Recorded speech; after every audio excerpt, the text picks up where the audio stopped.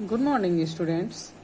हम जैव प्रौद्योगिकी एवं उसके उपयोग bio technology and it's applications के बारे में पढ़ रहे हैं, जिसमें हम कृषि में जैव प्रौद्योगिकी के उपयोग के बारे में स्टार्ट किया था हमने पढ़ना बायोलॉजिकल एप्लीकेशन इन एग्रीकल्चर के बारे में, जिसमें हमने रोग मुक्त पौधों का उत्पादन और रोग प्रतिरोधी पौधों के उत्पादन के बारे में जानकारी हासिल की। आज हम इस क्रम को आगे बढ़ाते हैं और जानते हैं लवण तथा सूखा सहन करने वाले किस्मों का उत्पादन किस प्रकार होता है बायोटेक्नोलॉजी के मदद से। तो बायोटेक्नोलॉजी के माध्यम से लवण सहन करने वाले फसलों की किस्मों को विकसित किया गया है, जिसमें तंबाकू, टमाटर और धान्य फसलें मुख्य हैं, जो ग्रेन्स होते हैं। टमाटर की फसल जनरली ज़्यादा नमक वाली मिट्टी में नहीं उगती है, तो उतक संवर्धन करके टमाटर को चावल, तंबाकू, मिर्च में लवण को सहन करने वाली किस्मों को विकसित किया गया है कि ये किसी भी मिट्टी में आसानी से लगाया जा सके, ज़्यादा लवण वाली मिट्टी में भी ये ग्रो अप कर सके। चावल की विकसित किस्मों में IR42, IR43, IR52 ये लवण सहन करने वाली किस्में हैं, जिन्हें बायोटेक्नोलॉजी की मदद से तैयार किया गया है। सूखा सहन करने वाली किस्मों में हैं टमाटर, गेहूं आदि फसलों में सूखा सहन करने का गुणवत्ता को बढ़ाया गया है बायोटेक्नोलॉजी के मदद से। इस क्रम में नेक्स्ट आता है तीव्र सूक्ष्म प्रजनन, फास्ट माइक्रो प्रोपेगेशन को किस प्रकार बायोटेक्नोलॉजी की मदद से बढ़ाया गया है। उतक संवर्धन विधि के द्वारा बहुत ही कम समय में किसी भी पौधे को बड़े पैमाने पर बनाया जा सकता है। उतक संवर्धन टिश्यू कल्चर हमने पढ़ा ही है। किसी पौधे के एक छोटे से भाग से उसका कल्चर तैयार करके बहुत सारे पौधा हम लगा सकते हैं एक ही समय में। इस विधि में वांछित पौधे से एक्स प्लांट को लेकर उसे पोषक माध्यम पर वृद्धि करने के लिए छोड़ दिया जाता है और इस एक्स प्लांट से बने कैलस या सोमेटिक भ्रूण को फिर अलग अलग करके उगाया जाता है, संवर्धित किया जाता है, बढ़ाया जाता है। इस प्रकार एक एक्स प्लांट के कैलस की सब कल्चरिंग से अनेक पौधे, बहुत सारे पौधे तैयार हो जाते हैं और इस विधि के द्वारा मक्का, आलू, सोयाबीन, सरसों, मूंगफली, अंगूर, गुलदाउदी, क्लेडियोलस ये सब तैयार किए जा रहे हैं। नेक्स्ट आता है जैविक खाद, बायो फर्टिलाइजर। आजकल जैविक खाद या बायो फर्टिलाइजर जो है वो कृषि के क्षेत्र में बहुत ज़्यादा प्रचलित हो गया है। राइजोबियम जीवाणु वायुमंडल की नाइट्रोजन को मटर कुल के पौधों की जड़ों में स्थिर करते हैं, ये तो हमने पढ़ा ही है। तो राइजोबियम में NIF जीन होता है और बायोटेक्नोलॉजी की मदद से NIF जीन को ई कोलाई या इस्टिच कोलाई और क्लेविसिएला न्यूमोनी में स्थानांतरित करके इन बैक्टीरिया के अंदर नाइट्रोजन स्थिरीकरण करने की क्षमता पैदा की गई है।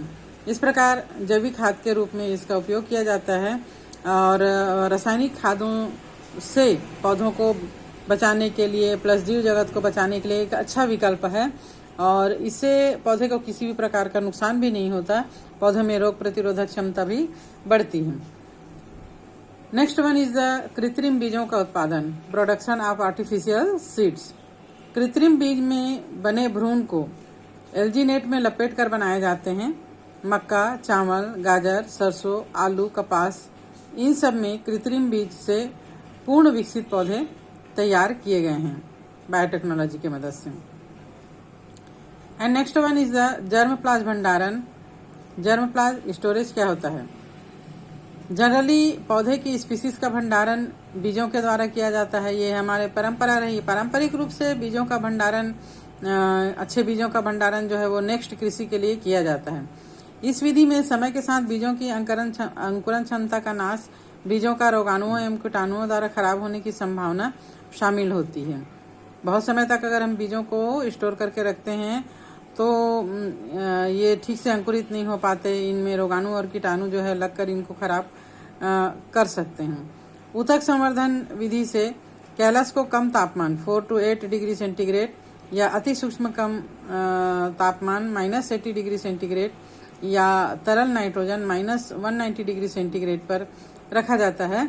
इस प्रकार का भंडारण Fragaria वेसिका, malleus domestica, मेडिकागो sativa, trifolium रेपेंस, टमाटर, मूंगफली, इन सब में सफलतापूर्वक किया गया है बायोटेक्नोलॉजी की मदद से। और national bureau of plant genetic resources नई दिल्ली में बीज और ऊतक के भंडारण की विशिष्ट तकनीकों को अपनाकर भारतीय पौधों की प्रजातियों को संरक्षित और सुरक्षित रखने का कार्य भी किया जा रहा है। नेक्स्ट वन इज द उपयोगी रसायनों का उत्पादन, प्रोडक्शन ऑफ यूजफुल केमिकल। ऊतक संवर्धन या कोशिका संवर्धन की सहायता से कई उपयोगी रसायनों का उत्पादन किया जा रहा है, जैसे डिगोक्सीजेनिन जो कि डिजिटलिस लैनाटा से प्राप्त किया जाता है। सिकोनिन को ऊतक संवर्धन विधि के द्वारा लिथोस्पर्मम इरिथ्रोराइजान से भी प्राप्त किया जाता है। आनुवांशिकतः रूपांतरित जीव, जेनेटिकली मॉडिफाइड ऑर्गेनिजम्स, ऐसे पौधे, जीवाणु, कवक और जंतु जिनके जीन में हस्तकौशल द्वारा मनुष्य के द्वारा परिवर्तन किए गए हैं, इनको आनुवांशिकतः रूपांतरित जीव कहते हैं। रूपांतरित जीव का व्यवहार स्थानांतरित जीन की प्रकृति, परपोषी पौधे, जंतु और जीवाणुओं की प्रकृति और खाद्य जाल पर निर्भर करता है। जेनेटिकली मॉडिफाइड ऑर्गेनिजम्स में संशोधित फसलों की विशेष भूमिका होती है। सबसे ज्यादा फसल के संशोधन में इसका उपयोग किया जाता है। आनुवांशिकतः संशोधित फसल वह फसल है जिसमें ट्रांस जीन होते हैं, दूसरे जीन को इसमें ट्रांसफर किया जाता है। ट्रांसजेनिक फसलों को जेनेटिकली मॉडिफाइड फसल भी कहा जाता है, क्रॉप भी कहा जाता है। ट्रांसजेनिक पौधों का उपयोग जो है वो अजैव प्रतिबल, ठंडा, सूखा, लवण, ताप के प्रति अधिक सहिष्णु फसल का निर्माण करने के लिए किया जाता है। रासायनिक कीटनाशकों और पीड़कनाशकों की निर्भरता को कम करने के लिए किया जाता है। कटाई के बाद होने वाले नुकसानों को कम करने में ये सहायक होते हैं। पौधों द्वारा खनिज उपयोग क्षमता में वृद्धि, इसके द्वारा मिट्टी की शीघ्र उर्वरता समाप्त होने पर रोक लगाई जा सकती है। खाद्य पोषकों के पोषण स्तर में वृद्धि, जैसे कि चावल के दानों में विटामिन ए को स्थानांतरित कर गोल्डन राइस बनाया गया है। इसमें शुद्ध जाति की अपेक्षा 23 गुना ज्यादा बीटा कैरोटीन उत्पादन करने की क्षमता होती है। ट्रांसजेनिक फसलों में जो खाद्य सामग्री प्राप्त की जाती है उसे आनुवांशिकता संशोधित खाद्य कहा जाता है।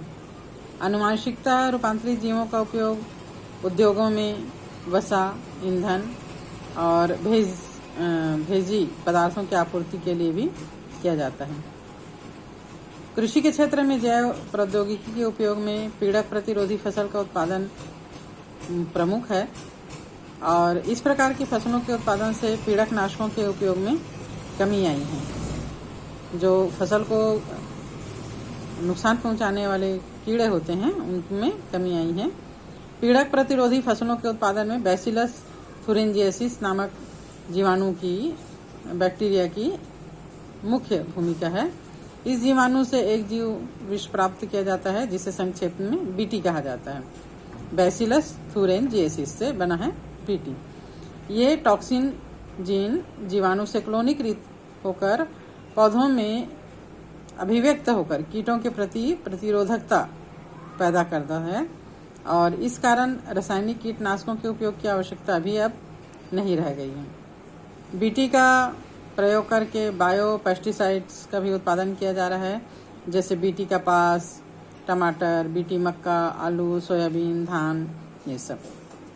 तो आज के लिए हम इतना ही पढ़ेंगे। नेक्स्ट डे हम पढ़ेंगे बीटी कपास क्या है और इसके बारे में डिटेल जानकारी लेंगे।